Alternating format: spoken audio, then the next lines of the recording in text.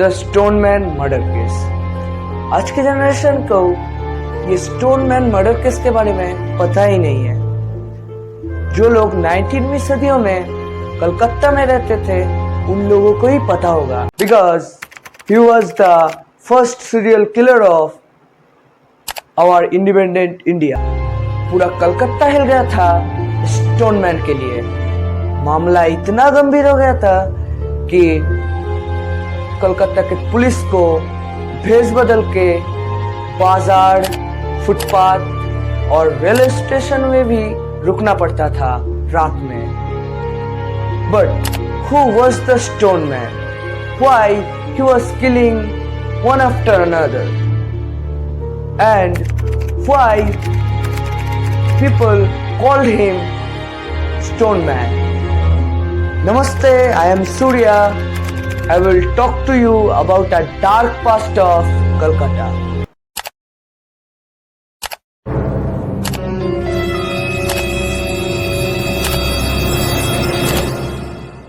साल था 1989, 4th जुलाई। Suddenly Howrah station के बाहर पुलिस को एक डेड बॉडी मिला।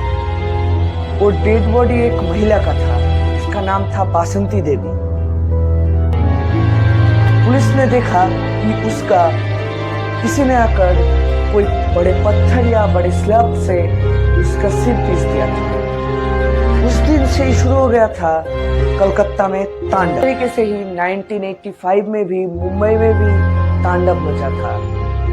ये कोई आम इंसान को नहीं मारते थे। जो लोग के पास घर नहीं है, फुटपाथ पे सोते हैं, वो इस लोगों को ही टारगेट करता था। और इसका किलिंग पैटर्न थोड़ा अनोखा था। कोई एक स्लैब या पत्थर लेके जो जिसको मारेगा वो उसका सिर पीस देता था। इसलिए जो मुंबई मीडिया थे वो इसका नाम रखा था पत्थर मार। कलकत्ता पर सेकेंड खून हुआ ठीक पहले खून के 1 महीने बाद कलकत्ता के पार्क स्ट्रीट पे। Their victim also a female. वो दिन रात भीख मांगता था एंड उसका गुजारा चलाता था। वो प्रेस की तरफ से उस किलर को आइडेंटिफाई किया गया द स्टोन मैन कह के। He used to target people on sidewalks and poor people. जाता था और एक बड़ा कंक्रीट या कंक्रीट के पत्थर से उस जो लोग को मारेगा वो उसका सिर पीस देता था। कलकत्ता में पूरा रट गया कि जो मुंबई का जो सीरियल किलर था उसको तो पुलिस ने नहीं पकड़ पाया। अब वो लोग सोचने लगे जो ये मुंबई का पत्थर मार है वही क्या कलकत्ता में आ गया। पर का 7 तारीख और स्टोनमैन का 7वां खून। पूरा कलकत्ता शहर डरा हुआ था। डरे भी क्यों ना गाइस। आप एक बार सोचिए, अगर आपके शहर में कोई सीरियल किलर घूम रहा है ऐसा स्टोनमैन की तरह, तो आप क्या सेफली रात में बाहर निकल सकते हो? और फुटपाथ वाले तो सो ही नहीं रहे थे। उस लोगों का रात कैसा कट रहा था वो लोग ही जाने। और ये स्टोनमैन 7वां खून करके ऐसे ही मानो पुलिस, बड़े बड़े गोयंदा, एसपी, डीएसपी जैसे ताबड़ जो ऑफिसर थे उन लोगों को खुलेआम चैलेंज दे रहा था कि आओ मुझको पकड़ के दिखाओ। उस समय ही ये स्टोनमैन पुलिस क्वार्टर में घुस के पत्थर फेंक रहा था। यही सोच रहे होंगे आप लोग। नहीं, वो क्वार्टर में जाके एक पुलिस वालों को मार के आ गया। वो police new he was tall and strong, because अगर वो दुबला पतला सा लड़का होगा, उसके वो जो कंक्रीट का पत्थर, बड़े बड़े कंक्रीट का पत्थर है, वो उठा नहीं पाता होगा।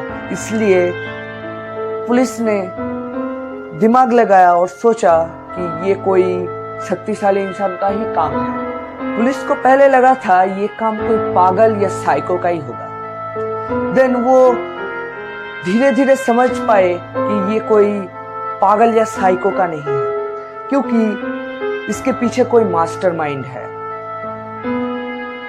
फिर सब बड़े बड़े पुलिस इकट्ठा हुए और एक जगह बैठ के प्लान किए, और प्लान यही था कि ये कलकत्ता शहर के अलग अलग जगह सबको रहना पड़ेगा एंड फुटपाथ बाजार इधर सोना पड़ेगा। इन लोगों सोता था ऐसे, एक गमछा ऊपर लेके ऊपर टांग के सोता था एंड उसके नीचे एक रिवॉल्वर रखता था अपने सेफ्टी के लिए। Surprisingly the Stoneman were not caught.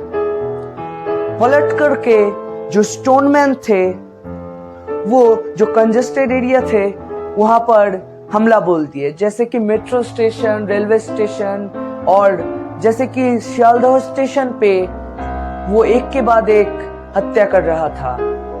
Then उसके बाद कुछ बताते रहे कि ये जो स्टोनमैन है वो एक बड़ा बिजनेसमैन है। वो बिजनेसमैन अपने बिजनेस को संभाल नहीं पा रहा था, इसलिए एक भंड साधु के बात में आके वो एक के बाद एक किल कर रहा था उसके बिजनेस को बढ़ाने के लिए। ये कोई सुनने में अजीब सा लगेगा बट यही था। तो तब हो गई जब एक मोहम्मद आकर नाम का लड़का आकर बोला कि मैंने ना स्टोनमैन को देखा है। देखने के बाद जो पुलिस था वो चौंक गया, ये क्या हुआ भाई, ये कैसे बच गया।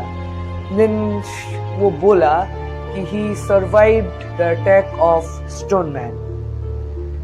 उसके बाद उससे पूछताछ करने के बाद पता चला वो जो बोल रहा था वो जरा सर झूठ है, क्योंकि उसके सिर पे जो चोट था वो था एक चूहे की काटने का निशान। हाँ, आप लोगों को मजाक लग रहा होगा बट यही सही है।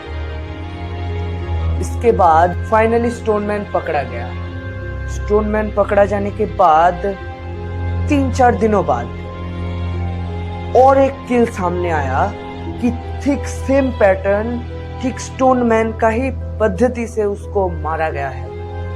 अब पुलिस सोच में पड़ गई, ये क्या है भाई, हम तो पकड़ाए, जेल में एक बैठा है हमारा स्टोनमैन, तो ये कौन है। तो बाद में पता चला ये जो जेल में बैठा है जो स्टोनमैन, वो स्टोनमैन ही नहीं है।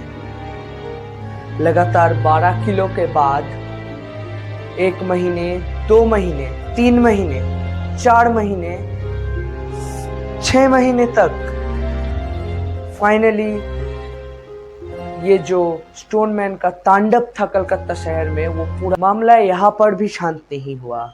Suddenly the Stoneman came back to Guwahati city. 2009 के समय गुवाहाटी पर 11 लोगों को मारा था ये स्टोनमैन।